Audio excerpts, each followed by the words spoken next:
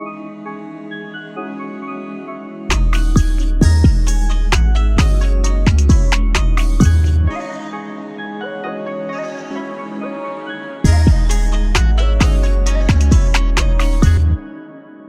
gonna need you guys to help me with this chapter because I don't have to explain the insanity of what went down or what transpired in 956, and I've been hearing about 956 for a while now. I really want to get this out to you guys, so I'm sorry if there's anything I missed. This is like a quick discussion review of this chapter, but I wanted to get something out early. I'll do a discussion or a dissection of the chapter once the viz comes out. Maybe I have somebody with me, but I just wanted to talk about this chapter really quickly because I think from this chapter alone, there's a lot of things that can stem from it. So we'll start from the top. Yes, let's talk about the cover page first. I guess they've landed on Dressrosa. They're making their way there. Not much happened on this cover page, but it's just, updating us of the progress of Lola and Capone. Let's get to the chapter and talk about the stuff we really want to talk about. First off, Fishman Island, it looks different. The palace, it seems like they've outfitted it with Shenron and all that stuff. It looks cool. It's a really unique design, and I think the art in this chapter was beautiful and amazingly well done. So shout out to Oda with that. But let's talk about what Garp was saying to Neptune. First off, from what we know, it's been a week since the Reverie has ended, and Garp obviously escorted the Fishman home. For a while, we thought that Shirahoshi would not be able to leave the Reverie based on who she is, and we thought her being Poseidon would get out there, but apparently it did not. So she's still safe. She's safe at home for right now. But the things that Garp was saying, it was somewhat contradictory based on the person that he is. Garp, as we know, is the hero of the Marines, from the Rocks Pirates to taking down Gold Roger. So Garp is heralded as one of the strongest and one of the most impactful people of the Marines. But when he talks about the world government, it's confusing as to where he stands and as to why he takes the stance that he does. He says that with the Reverie, it never ends with people saying, let's all get along. It says the strong just glare at one another, and the weak, the people underneath him, they fight for resources and technology, and they're just tools for power. Or they fight openly like dogs, and then technology and resources are just tools for more power. So essentially, all these people, they come together to discuss like the matters of the world. They're all jockeying for position, trying to be the most powerful country, which makes sense because that happens in the real world too. So it's hard for things to truly be together based on just the status of each of these countries where they feel like they should be on top. He also pointed out that these kings would not fight for their countries. Not all of them, because we know the kings that would. He said most of these kings would not fight for the betterment of their own citizens and also other countries. Of course, other countries is ruled out for these people because all they care about is themselves. And I won't even go too far as to say their country, because their country brings about wealth and status. So that's why they care about their country, but not the citizens of the country. Garp also pointed out that something happened after the Reverie ended. And then he begged King Neptune and Shirahoshi not to judge or not to fear the people or the humans of the surface because of what happened. Now, what do we think happened in Alabasta? It's a lot of speculations as to what happened, and you see the news going out and the different reactions to it. And for me, off of what Garp said, initially I felt like Cobra would die, or Cobra is dead. Because when Cobra first got there, my initial thought was that Cobra is going to bring up certain things about the warlords and the revolutionaries, and even Luffy, that would lead them to want to replace Cobra as the leader of Alabasta. Well, with the warlord system abolished now, and we'll get more to that later, everything Cobra said, and Cobra wasn't the only person that brought this to the forefront, Cobra and King Riku as well, there would be no reason to really take Cobra out other than if they were offended that Cobra even brought it up, because Fujitora was the one spearheading this plan. And I don't know if he used Cobra as like an out or as a reason to initiate it or to bring it up. It's interesting like how this occurred or how it played out. But regardless, Cobra and King Riku, they brought it to the forefront. And we assumed based on that, Cobra would not make it out. But I think it's a bit deeper because we have to go back all the way to Imsama. And Imsama, we saw Vivi was one of the posters that had a sword in it. And he said a great cleansing was coming. And based on how the chapter unfolded, it's so many different things you're thinking in your head, because it's misleading in a way, because you think there's no way these things could play out the way it's insinuating it did, because it's so mind-blowing. You're thinking to yourself, Oda would not do this. Like, there's no way he would do this. Like, we were just setting everything up and then you just end it like that. Let's talk about Big News Morgans really quickly. He's trying to get the news out to everyone, and he confirms that there was a death, but he mentions an assassination attempt grabbing everyone's attention. So the translations are a bit wonky. I can't wait to get the official, because even the last chapter, the official translations definitely enhanced the chapter. It made the chapter like an 8.5 for me, because the translations made things a lot better, like for the official viz. So I'll wait for that to even give my official rating. I think for this chapter right now, I'm giving it a 9. Maybe after I get the official, it may improve. But regardless, Big News says we're going to publish both. We're going to publish 2 of them on the front page, and we're going to make the back of the newspaper look like a front page story as well. So it's multiple things going on here. He's then offered a check from the world government, and he declines it because there seems to be some integrity in Morgan's, and it's interesting because he wants to manipulate the news how he sees fit. He doesn't want to be influenced by the world government. He doesn't want to be influenced by any any outside sources. He wants to report the news from his perspective and drive the narrative how he sees fit. I understand it because he's an independent news agency, you would think. So when the world government or when a Cypher Pole agent shows up on him, for Big News to beat up that Cypher Pole agent, I think that was hilarious. It's comedy there where Big News Morgans is not someone you think would engage in combat, but he did. He believes in his, I guess, independent journalism. So him beating up this Cypher Pole agent was just a reflection of his strong beliefs. But something we have to factor in as well is that after he says, let's move out, they get a call from Wapple. And he says, it seems like he has some more information for us. And he says, what? Whereas Wapple says something else. So I think there are more things that transpired that we don't know yet that's going to be revealed in the future, obviously. This chapter, the narrator was used a lot, just chronicling everything that happened and the information that was going around. And so the world government, they were trying to cover it up, but they couldn't do that. We assumed the information out there was about Sabo as well, because there's information in regards to Alabasta, information in regards to Sabo. So there's a lot of things going on. We saw the reaction of these headlines from Dragon and Ivankov as well, and even Bello Betty. So it's weird because the reaction is saying, Sabo, this is unthinkable. Ivankov refuses to believe it. And Dragon is even sweating, saying we have to confirm the facts for ourselves. And Bello Betty's saying, well, damn, Sabo. My inclination, the first thought is that Sabo is being framed for the death of either Cobra or Vivi. Obviously, Vivi would leave a more lasting impact. M could be saving Vivi for whatever reason. But if the actual king of Alabasta was assassinated and you use Sabo as that person to say that he did it, that changes a lot of things. So for one, I think the news is that Cobra or Vivi is dead, or Cobra and Vivi is dead, more so Cobra. 2, Sabo was captured. 3, Sabo is the one responsible for killing Cobra, or that's what they're saying. That's what's getting out there. The impact of this sheer information is just overwhelming because the fact that Alabasta now needs a king. So Vivi's going to have to marry someone. And I don't think the world government is going to let Vivi pick her prince or pick her husband. They're going to assign someone there. Secondly, the fact that the second in command or the perceived second in command has been captured by the world government. And this is all assumptions based on what I read from the chapter. That's big news. And that's the title of this chapter. Dragon was the main opposition for the world government. That he was the leader of the Revolutionary Army. So for the second in command, acquiring or capturing someone of that stature, that status, this is a huge win for the world government because they can spin it however they want to. They can do whatever they want because they have a chess piece. They have a piece that they can lure Dragon out. And I think based on what Dragon said, saying we have to confirm the facts for ourselves, that means that Dragon probably is going to make a move now. Also, I wonder what happened to the other members that were there with him. Lindbergh, Karasu, Morley, were they captured as well? And again, this is all assumptions, and this is all assuming that Sabo was captured. Seeing Stelly react to Sabo being there is funny because we know Sabo was actually Stelly's personal guard in a way. Makino reacting to Sabo doing what he did or Sabo being captured. And we saw the little kid who we assume is Shanks' baby there as well. Going back and seeing Dadan's reaction to everything, it's like, what the hell happened? Did he get captured? People were saying that Sabo could be dead. Now, I don't want to rule that out completely, but I think it's a low chance of that actually being the case. Oda doing the same thing to Sabo that he did to Ace, but in a much less impactful way, doesn't seem very Oda. So I don't think Sabo is dead, but I think he's definitely captured and he's going to be framed and blamed for everything that happened to Cobra or Vivi. If you've known me for a while, if you followed me for a while, you know that Doflamingo is my favorite character in One Piece, and that every time Doflamingo is on screen, I have an insane reaction to it because I think he's one of the, I guess, influential characters in One Piece in which things are kind of funneled through him. So Oda, when he wants to deliver something, he uses Doflamingo as like that character. From the speech at Marineford, the Throne Wars speech to now, this is Oda telling you it's getting more interesting from here on out. And I'm not going to disappoint you. So I really love that.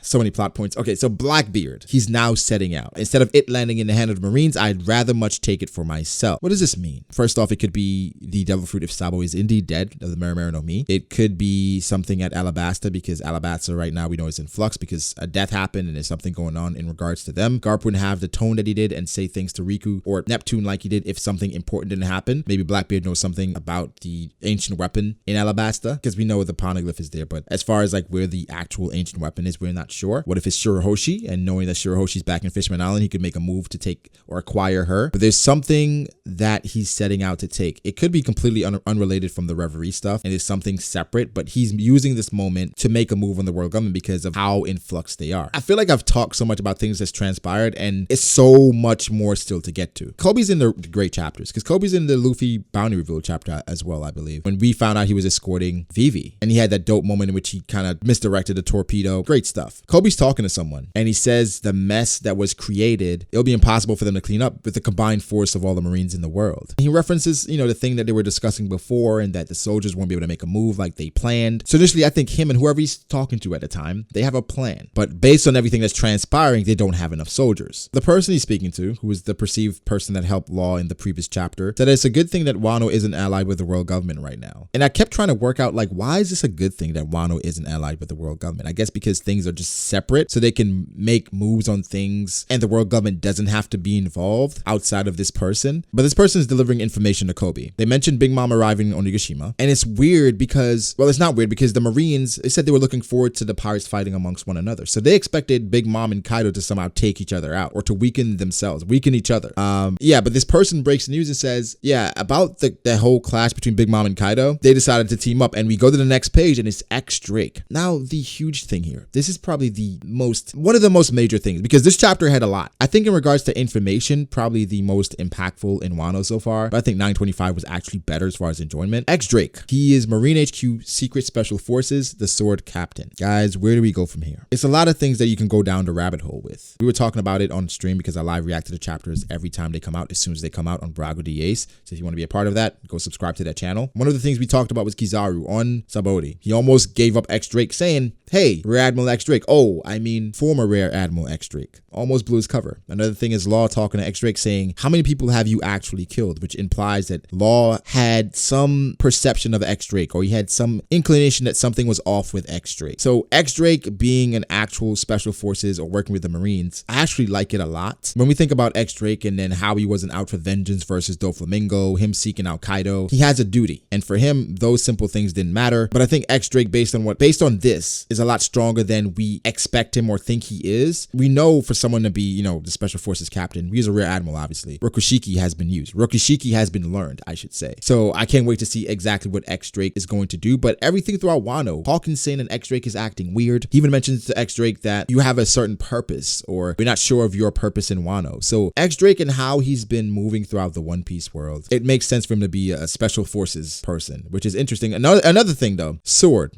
or whatever this new faction is. It's apparently the counterpart to CP0, because CP0, I guess the kanji translates to shield. So CP0 is a shield, and the special forces, they're the sword, where they're more on the front lines. They're more going out and doing things, while CP0, they're more protecting the king. And I mean the king, the world government, the celestial dragons. That's their job, while Sword is actually moving out and dispersing. I plan on making a video about the possible leader of Sword, the people that are actually a part of Sword, because I feel like that'll be an interesting discussion, how Sword was started, the reason for Sword being started. So that's coming over the weekend. Because of this chapter, I have to pivot and talk about numerous ramifications, right? X Drake reports that he also saw CP0. He reports to Kobe, and based on what X Drake knows, because to him, he thinks Luffy is still in a prison because there hasn't been any reports of a prison break. So he's still out of the loop a bit. And then X Drake's surroundings are interesting because it looked like a fight just took place wherever he is, which makes sense based on Hawkins and how he was. Another question I had though is like, why would he help Law if he's just special forces? I guess for him, helping Law doesn't really negate everything that he's doing, but I'm interested to see where that goes. But one thing we also have to understand is that Sword is separate from other factions of the world government, because the deals that CP0 was making with Wano, they had no idea about it. And I guess Sword is somewhat the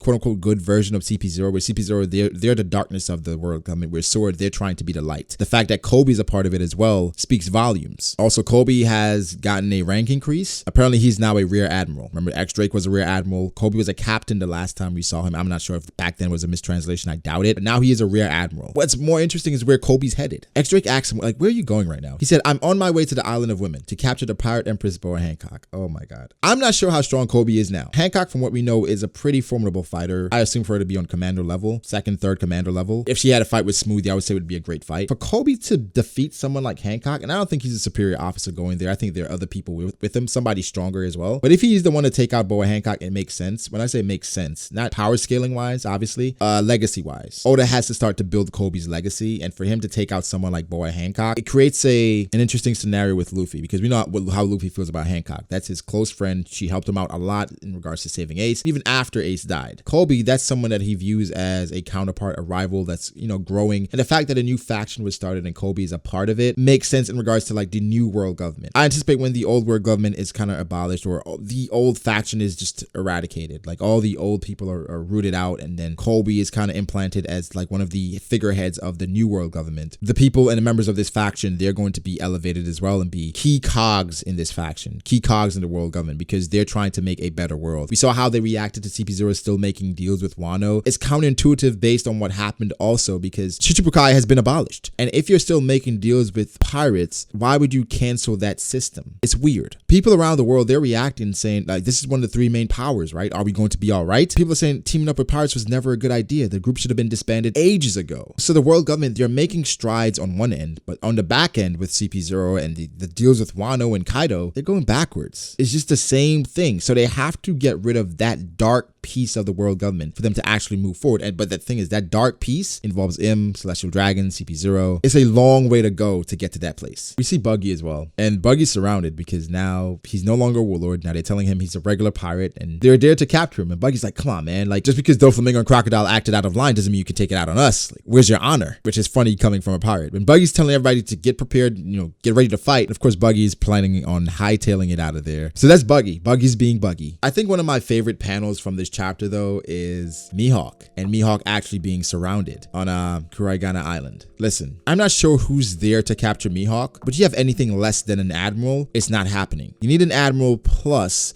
because you're trying to capture him. I think an admiral should have a good fight with Mihawk. I think it could go either way. I'm leaning towards the admiral, obviously. But Mihawk, he's excited. He says it's been quite some time since he's being chased. So he's trembling with excitement. And somebody that's excited, somebody that's strong when they're excited, I don't want any parts of it. So the world government better know what they're doing. We see Weevil as well. And honestly, I'm a bit disappointed because I expected Weevil to be making moves and be closer to Wano. Again, we have no idea where he is right now, but for him to just be in the middle of nowhere on a certain island, somewhat disappointing. I'm not gonna lie to you. I expected for us to go to Weevil and see that he's on his way to Wano or already on Wano, but his mom, Bakken, is telling him just to take him out, you know? And Weevil said, I'm gonna kill all of you. We're not sure how strong he is, obviously. We're still trying to figure that out. But self-proclaimed Whitebeard Jr. has a lot of work to do here. I think Boa Hancock had a great great line to end a chapter. She said, I hope they don't forget the reason why we became warlords. It wasn't something that was a simple process or an arbitrary just group for us to join. We were warlords because we were powerful. So you casually attacking all the warlords, you have to understand what comes with that. Not only do you lose their influence, their power, and their resources, now you have to go against these pirates. But the world government feels like they're in a place in which they can counteract these warlords and that they can maintain the balance without them. Whatever that thing is, we still don't know. But I'm sure in the